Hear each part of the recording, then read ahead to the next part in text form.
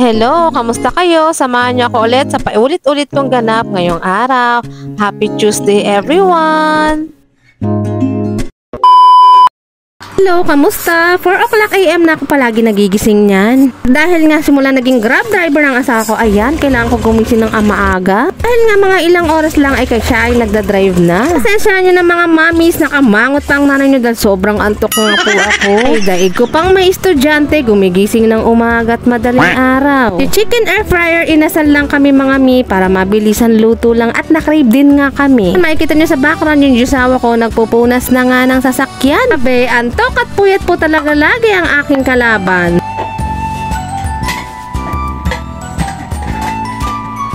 Kailangan ko magdahan-dahan muna dahil tulog pa nga ang aking grade 5 at maaga pa nga. Dahil Martes nga naman, basura day, kaya ito kinokolekta ko na at nilalagay ko na dun sa kanto namin. Ang bilis nga naman ng oras, nakita nyo naman at lumiliwanag na nga at talagang kailangan na nating uminom ng kape pampalakas at energy drink na rin natin. Ay, nauna na ako magkape kay Papa Chuck dahil kapeng-kape na nga ang nanay nyo. Tingnan ng alas 6 ayan, ready ko na yung babaunin ni Papa Chuck at nakapag-air fry na rin naman ako ng ulam.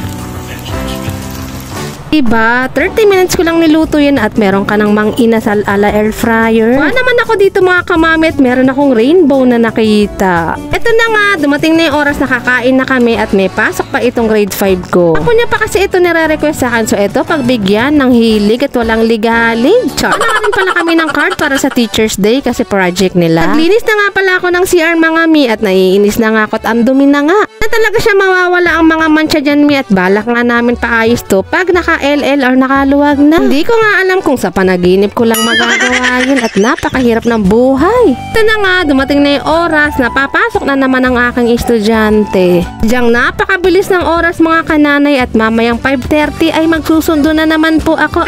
Atid ko na nga pala si Kuya Yuan sa may tricycle at hindi na nga ako sumama sa school sa kanya at kahapon lang siya nagpasama. Sabi, ramdam na ramdam ko po talaga yung alinsangan. Hindi ko nga alam kung uulan ba.